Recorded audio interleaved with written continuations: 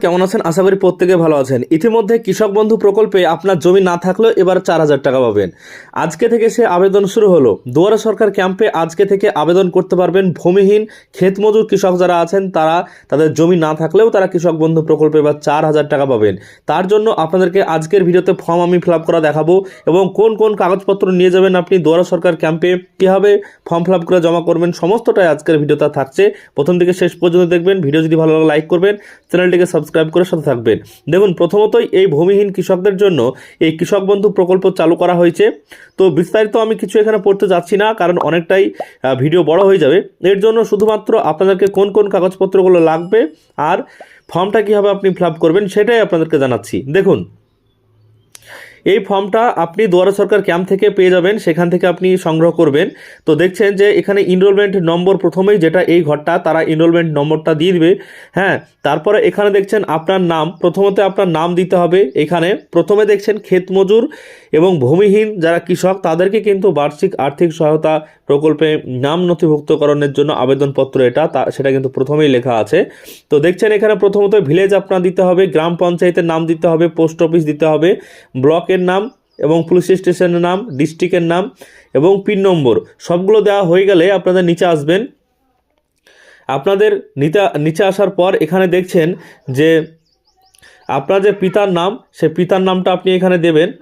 তারপরে আপনার date of বার্থটা আপনি এই ঘরে দেবেন এবং 1/4/2026 সালে মানে এই মাস অনুযায়ী আপনার বয়স কত হচ্ছে টোটাল সেটা এখানে লিখবেন এবং পুরুষ না মহিলা আবেদন করছেন সেটা অবশ্যই টিক করে দেবেন।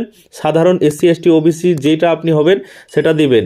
এবার ব্যাংকের অ্যাকাউন্টের সঙ্গে মোবাইল নাম্বার লিঙ্ক করা আছে, সেই মোবাইল নাম্বার আপনি এই ঘরে দেবেন। অবশ্যই এটা কিন্তু আপনি খেয়াল রাখবেন। তারপরে আপনার আধার নম্বরটা এই ঘরে আপনি দিবেন, আপনার অবশ্যই ম্যান্ডেটরি দিতেই হবে।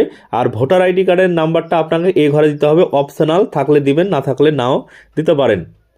ব্যাংকের অ্যাকাউন্টের তথ্য হিসাবে প্রথমত আপনার নাম আপনাকে দিতে হবে, তারপর আপনার ব্যাংকের অ্যাকাউন্ট নম্বরটা এই ঘরে দিতে হবে, IFSC কোডটা এই ঘরে আপনাকে লিখে দিতে হবে।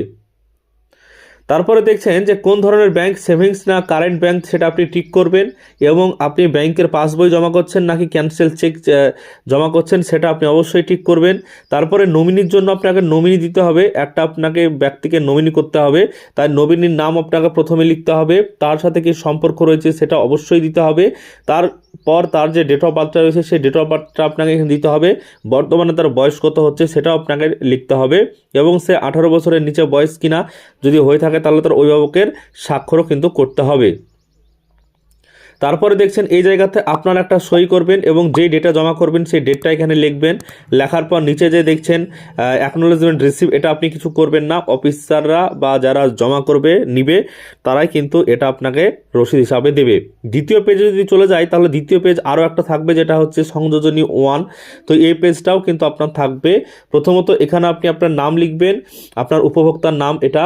তো তারপর এখানে আপনার বাবার নামটা আপনি লিখবেন অবশ্যই। তারপরে আপনার গ্রামের নামটা এই ঘরে লিখবেন, আপনার গ্রাম পঞ্চায়েতের নামটা এই ঘরে লিখবেন এবং আপনার ব্লক বা মিউনিসিপ্যালিটি সেই নামটা এখানে লিখতে হবে। থানার নাম লিখবেন, জেলার নাম লিখবেন। তারপরে আপনি নিচের দিকে দেখবেন যে দুটো, একটা কৃষক বন্ধু, একটা লক্ষ্মীর ভাণ্ডার। তো কৃষক বন্ধু নতুন যদি আপনি টাকা পান তাহলে এটাই আবেদন করতে পারবেন না। লক্ষ্মীর ভাণ্ডার যদি টাকা পান তাহলে কিন্তু এই ভাগ চাষি বা ক্ষেত মজুরের জন্য এটা আবেদন করতে পারবেন না। এটা হচ্ছে সেলফ ডিক্লারেশন ফর্ম। তো এই সেলফ ডিক্লারেশন ফর্মে আপনি এই দুটো প্রকল্পের টাকা পেলে কিন্তু আবেদন করা যাবে না, বা অন্যান্য প্রকল্পের স্কিমের টাকা পেলেও আবেদন করা যাবে না।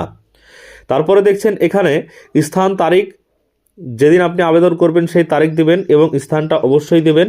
তারপরে আপনার এখানে একটা স্বাক্ষর দিতে হবে, নিচে আবেদনকারীর মোবাইল নাম্বারটা অবশ্যই লিখে দিবেন। তাহলে কিন্তু এই ফর্মটা মোটামুটি কমপ্লিট। এই ফর্মটা কিন্তু আপনি জমা করতে পারবেন। এবার কথা হচ্ছে যে কি কি কাগজপত্র লাগবে, সেই কাগজপত্রটা একটু আপনাদেরকে এখানে দেখিয়ে দিই। তো দেখছেন কাগজপত্র হিসাবে আপনাদের দিতে হবে প্রথমে আধার কার্ড, ব্যাংকের অ্যাকাউন্টের সাথে মোবাইল নাম্বার যেটা যুক্ত আছে সেই মোবাইল নাম্বার, আধার তথ্য ব্যবহারের সম্মতিপত্র এটা আপনাকে দিতে হবে, যেটা দেখালাম আপনাদেরকে সংযোজনী 1। তারপর ব্যাংকের পাসবুকের জেরক্স, প্রথম পাতা পৃষ্ঠার জেরক্সটা দেবেন। তারপর সংযুক্তির স্বঘোষণাপত্র আপনাকে একটা দিতে হবে, সেখান থেকে আপনি পেয়ে যাবেন, যেটা সেলফ ডিক্লারেশন। তারপরে দেখছেন যে পাসপোর্ট সাইজ ফটো আপনাকে দিতে হবে একটা, এবং ভোটার ID কার্ড বা ভোটার কার্ডের পরিচয়পত্র আবেদনপত্র আপনাকে দিতে হবে। ভোটার কার্ড না থাকলেও কিন্তু আবেদন করা যাবে, এতে কোনো ঝামেলা আসবে না। তো এই হচ্ছে কৃষক বন্ধু প্রকল্প নতুন আবেদন শুরু হয়েছে ক্ষেত মজুরদের জন্য। এখানে আপনার জমি না থাকলেও আপনি ক্ষেত মজুর হিসাবে আবেদন করতে পারবেন, কোনো রকম প্রশ্নই আসবে না।